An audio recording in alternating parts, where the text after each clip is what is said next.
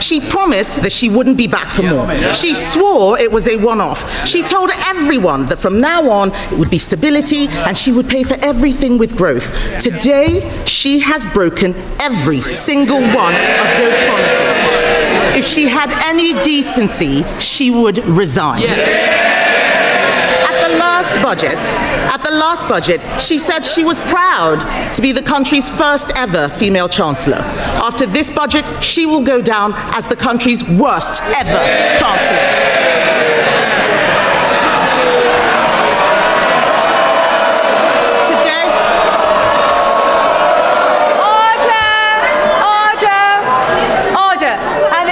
In particular knows that we don't allow clapping in the chamber. Leader of the opposition.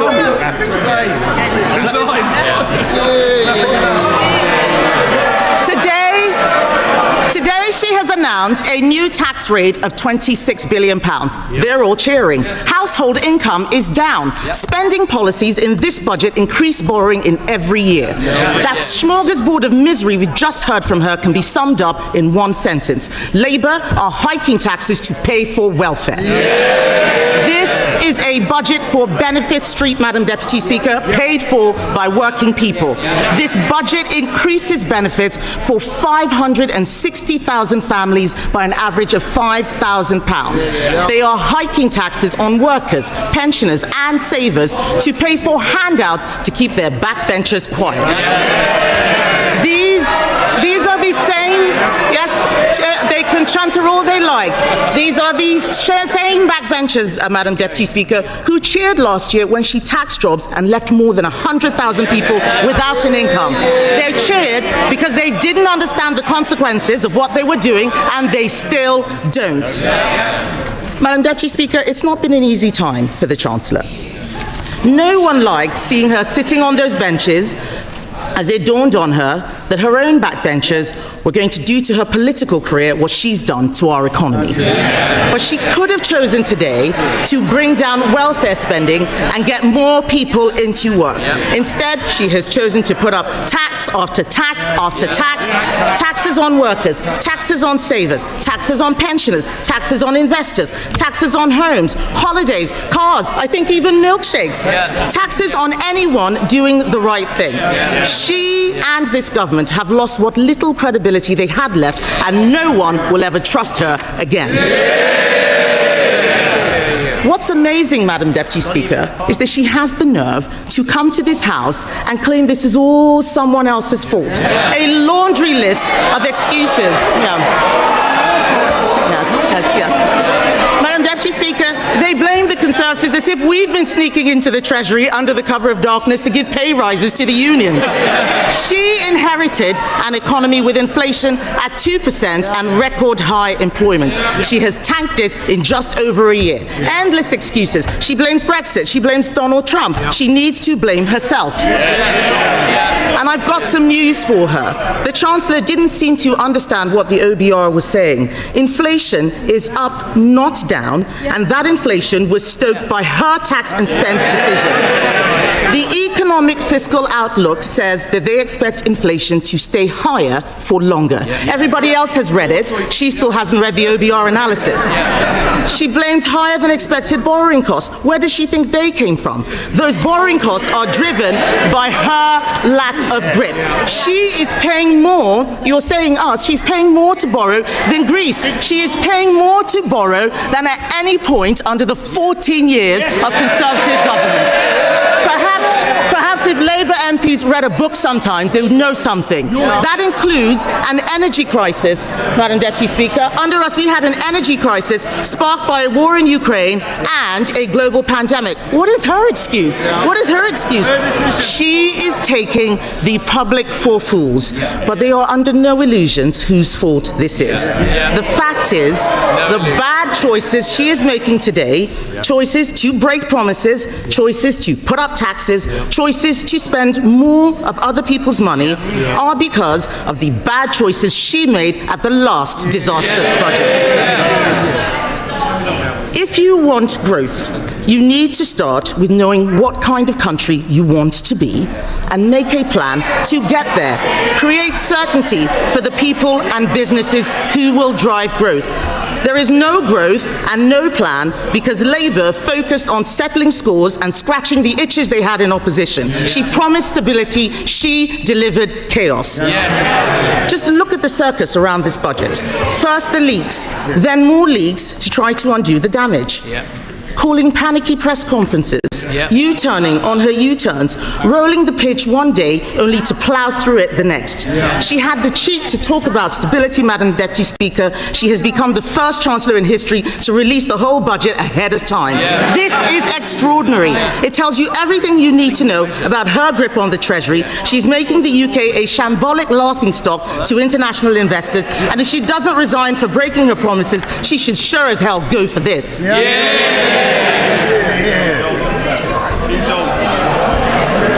But, Madam Deputy Speaker, what have we got for all this chaos and disorder? There are 1 million more people claiming universal credit than there were at the time of the last budget. Government spending, up. Welfare spending, up. Universal credit claimants, up. Unemployment, up. Debt interest, up. Inflation, up. And what about the things that you want to go up? What about the things you want to go up? Growth, down. Investment, down. Business confidence, down. The credibility of the Chancellor, and not just down, through the floor. These figures are shocking. Does she really think that anyone will be confused by the sleight of her hand that she had in her speech? Her speech today was an exercise in self-delusion. Today, she had an opportunity to apologize and show some humility. Instead, we've been fed puff pieces in the Times and the FT showing a woman wallowing in self-pity, whining about mansplaining and misogyny. Madam Deputy Speaker, let me explain to the Chancellor. Woman. Order. Colleagues need to simmer down, most definitely, and just breathe a little and allow the leader of the opposition to be heard. Leader of the opposition. All we've had is wallowing in self-pity and whining about misogyny and mansplaining. So, Madam Deputy Speaker, let me explain to the Chancellor, woman to woman. People out there aren't complaining because she's female. They're complaining because she is utterly incompetent. Real equality means being held to the same standard as everyone else. It means being judged on results. Take her bright idea, the Office for Value for Money. It's been closed down because it didn't save a penny. In fact, it cost the taxpayer £1.6 million. You couldn't make this stuff up. Madam Deputy Speaker, I've identified a way to save taxpayers huge amounts of money by sacking just one person, the woman sitting opposite. The ex-chief economist of the Bank of England was not mansplaining. He wasn't mansplaining when he said the uncertainty around today's budget is the single biggest reason growth has flatlined. What did the Chancellor think would happen when she went on breakfast telly to do an emergency public service announcement? I interrupt your Cheerios to bring you this frightening message about income tax. And then, unbelievably, she changed her mind 3 days later. No wonder people are in despair. She says she wants people to respect her. Order. Conservative colleagues are drowning out the leader of the opposition speech. So just be mindful, nobody will be able to hear her at home. Leader of the opposition.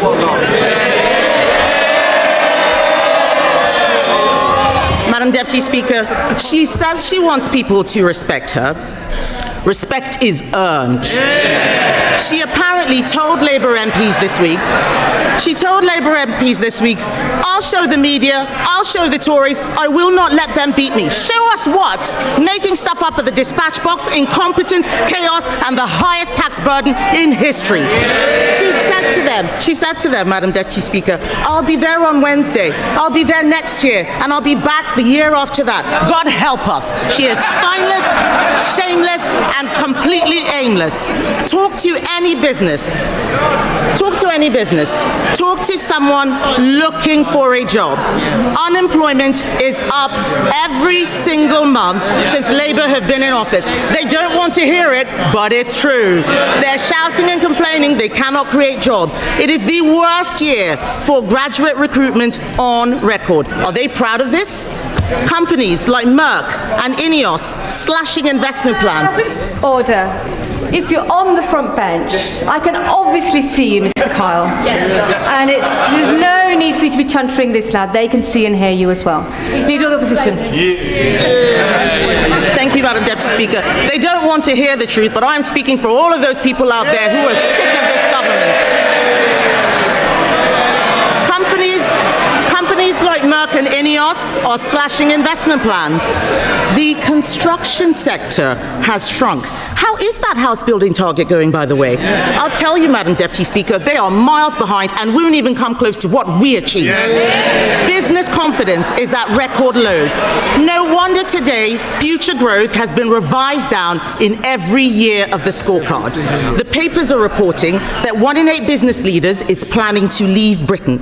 Even one of Labour's biggest ever donors, Lakshmi Mittal, has fled the country. Fled. With a passport. What we have in front of us is a budget littered with broken promises. She stood on a manifesto which promised better returns for UK savers. Today, she's putting up taxes on savings, on salary sacrifice even. She promised to give pensioners the security and retirement they deserve. Today, she slapped higher taxes on people saving for their pension.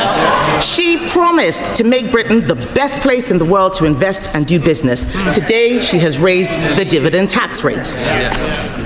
She and the Prime Minister had already broken their promise to freeze council tax, but today she's decided to go even further, introducing a new property tax clobbering family homes that will only raise small amounts. This is Labour's Britain. This is Labour's Britain. People who work hard, Madam Deputy Speaker, people who work hard and save hard to buy their homes get taxed more, while those who don't work, who in some cases refuse to work, get their accommodation paid for by taxpayers. And then to top it all off, because taxing your home, your car, your savings and your pension wasn't enough, she has, by her own admission, broken her manifesto promise on income tax. Because in the last budget, she said, and I quote, "I am keeping every single promise on tax that I made in our manifesto, so there will be no extension of the freeze in income tax threshold." She said in that budget that extending the threshold freeze would hurt working people and take money out of their payslips. But today, she has done exactly that. Why should anyone believe anything she's promised in this budget? And so where is the money going? Small changes to rail fares and prescriptions, these are distractions while she steals your wallet. The real story here, Madam Deputy Speaker, the real story is that Labour have lost control of welfare spending. Not only will working people have their tax thresholds frozen while benefits go up in line with inflation, not only have Labour abandoned reforms that would have saved the taxpayer £5 billion after pressure from these backbenchers, today they have added another £3 billion to the bill by scrapping the two-child benefit cap. We introduced that cap, Madam Deputy Speaker, because it means people on benefits have to make the same decisions about having children as everyone else. Even Labour voters know that it strikes the right balance between supporting people who are struggling and protecting taxpayers who are struggling themselves. Just this summer, the Chancellor admitted that lifting the two-child benefit cap was not affordable.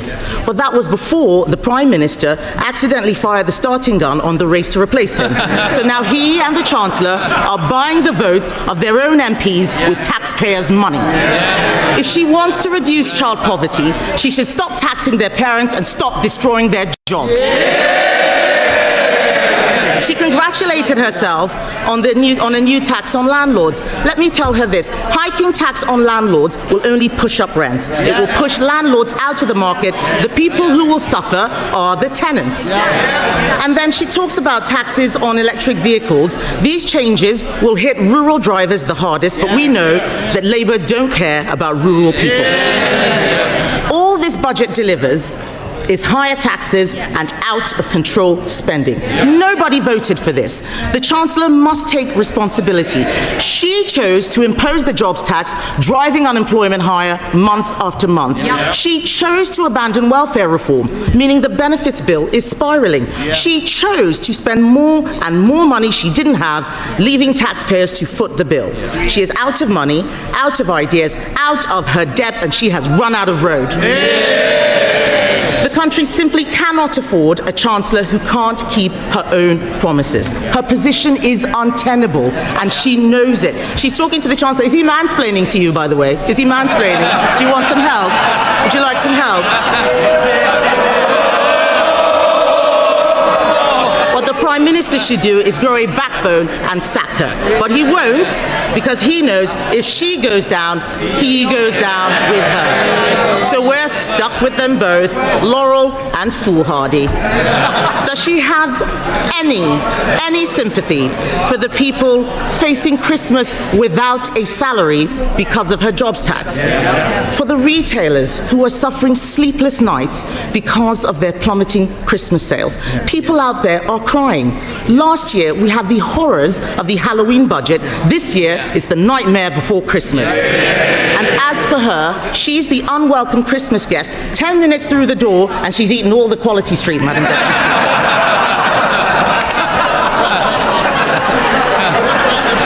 But let me tell the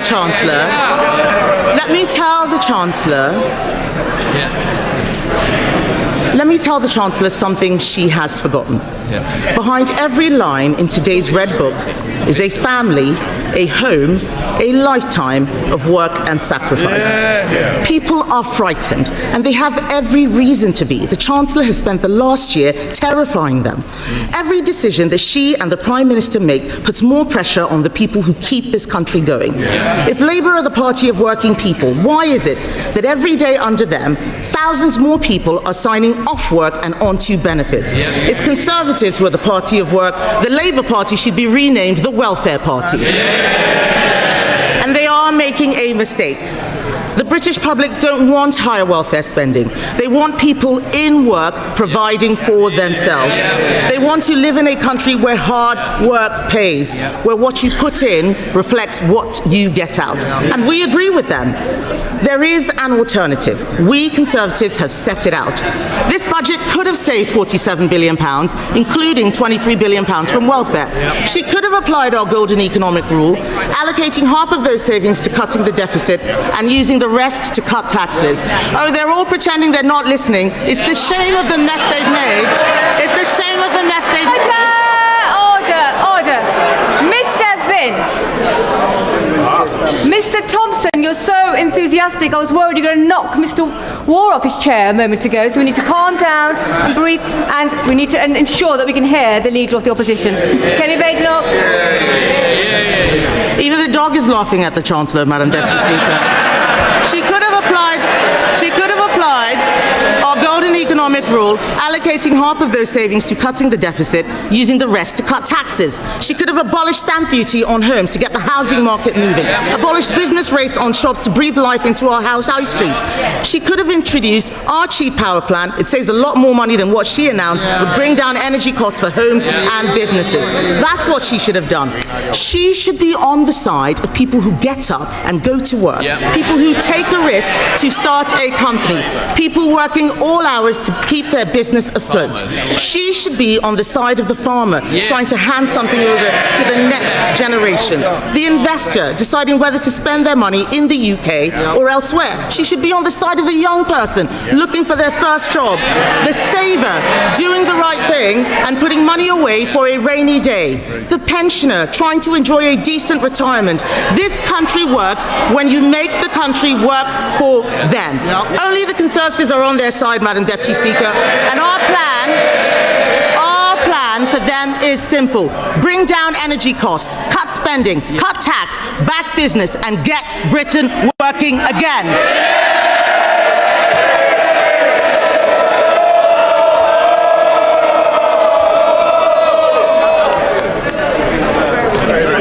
That was the budget, of course. We heard that from Kemi Badenoch. She's leader of the opposition, answering to the budget presented by Chancellor of the Exchequer Rachel Reeves, who has unveiled her economic choices for our country.